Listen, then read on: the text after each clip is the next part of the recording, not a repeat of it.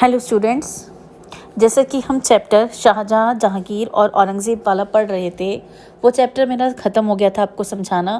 तो आज हम उसके चैप्टर के क्वेश्चन आंसर्स जो है वो करेंगे। मैं आपको इस वीडियो में उसके क्वेश्चन आंसर्स समझाऊंगी। जैसे कि मैंने आपको चैप्टर पढ़ाते वक्त भी बताया था कि उसके कई सारे टॉपिक्स जो है वो रिड्यूस हो चुके हैं, तो हम क्वेश्चन आंसर्स भी वही करेंगे जो टॉपिक्स से रिलेटेड होंगे, जो टॉपिक्स आपके पेपर में आ रहे हैं। आपका इस चैप्टर में औरंगज़ेब वाला टॉपिक जो है वो पूरा आ रहा है, तो इसीलिए हम क्वेश्चन आंसर्स भी औरंगज़ेब से ही स्टार्ट करेंगे। तो शॉर्ट क्वेश्चन आंसर्स में क्वेश्चन नंबर 7 है आपका, what was the nature of Aurangzeb's Rajput policy in the early years of his region. कि अगर शुरुआती दौर की बात करें औरंगज़ेब की, तो उसकी राजपूतों के प्रति क्या पॉलिसी थी। तो उसकी राजपूतों के प्रति वैसी ही पॉलिसी थी जैसे अकबर की थी, फ्रेंडशिप वाली। उसने राजपूतों को हाई मनसब पे भी रखा, उनका सपोर्ट हासिल करने की कोशिश करी, लेकिन उसके बावजूद जो राजपूत थे वो औरंगज़ेब से नाराज़ रहते हैं, क्योंकि औरंगज़ेब कई सारी ऐसे काम कर देता है, जैसे कि पिलग्रिमेज टैक्स जो है वो वापस ले आता है, जजिया टैक्स लगा देता है, जिससे राजपूत जो है उससे नाराज़ रहते हैं। नेक्स्ट क्वेश्चन है आपका, what were the objectives of Aurangzeb's Deccan policy. कि औरंगज़ेब की डेक्कन पॉलिसी के ऑब्जेक्टिव्स क्या थे।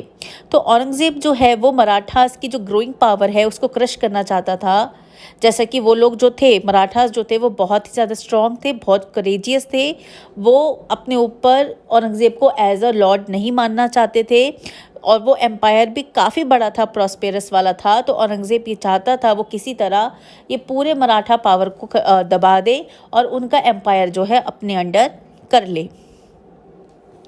नेक्स्ट क्वेश्चन है आपका, why did the annexation of Bijapur and Golconda prove harmful for the Mughal empire. कि जो बीजापुर और गोलकुंडा को औरंगज़ेब ने अपने कब्जे में किया, वो मुगल एम्पायर के लिए हार्मफुल क्यों साबित हुआ। वो हार्मफुल इसलिए साबित हुआ क्योंकि एक तो ये एम्पायर उसका बहुत बड़ा बन गया, जिसको रूल करना इतना आसान नहीं था।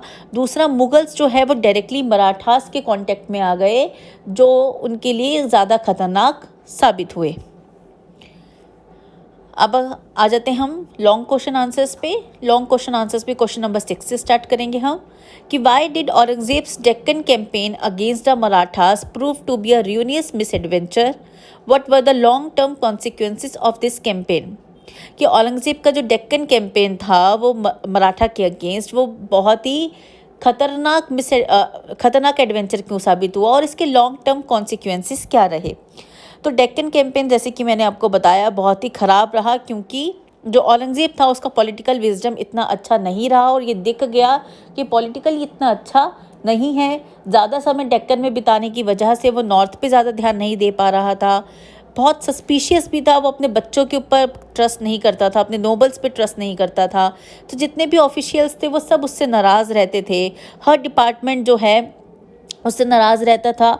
तो औरंगज़ेब हर डिपार्टमेंट को अपने ही सुपरविजन में रखता था, लेकिन जहाँ वो इतना बड़ा कैंपेन लेके चला है तो वो उस डिपार्टमेंट को भी ध्यान में नहीं रख पा रहा था, देख पा रहा था।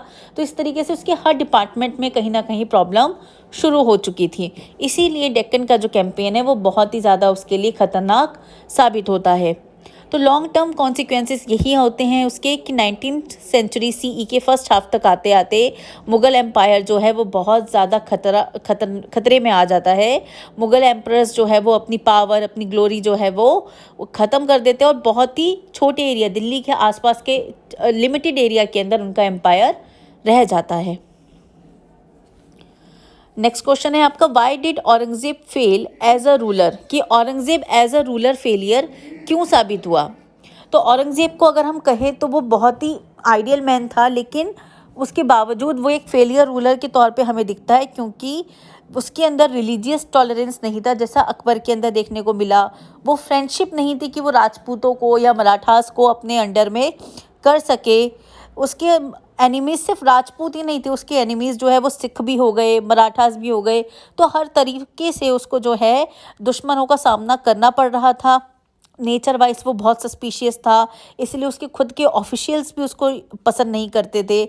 उसकी जो पॉलिसी थी डिस्क्रिमिनेशन की, इस वजह से भी वो बहुत ज़्यादा अनपॉपुलर रूलर रहता है, और यही उसके लिए सबसे बड़ा नुकसान रहता है, और वो एक फेलियर रूलर बन के साबित होता है। अब है आपकी पिक्चर स्टडी।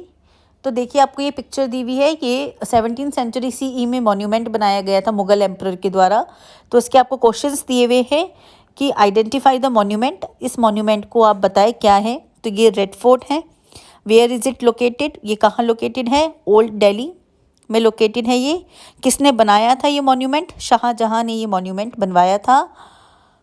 इसकी दो इंपॉर्टेंट बिल्डिंग्स जो इस मॉन्यूमेंट के अंदर है वो बतानी है आपको। तो इसकी दो इंपॉर्टेंट बिल्डिंग्स है, दीवाने आम और दीवाने खास। और इसके इंपॉर्टेंट फीचर्स आपको बताने हैं। तो अगर हम दीवाने खास की बात करें तो बहुत इम्प्रेसिव है ये। इसकी पूरी सीलिंग जो है वो सिल्वर से बनी हुई है। इसकी वॉल्स जो है वो मार्बल से बने हुए हैं, जिसपे गोल्ड और सेमी प्रीशियस स्टोन्स जो है वो लगाए हुए हैं। दीवाने आम में एक पिकॉक थ्रोन रखा जाता था शाहजहां का, जिसके ऊपर कैनोपी थी। 12 पिलर्स बने हुए थे और उन पिलर्स को जो है दो पिकॉक साइड में उसके डेकोरेट कर रखे थे।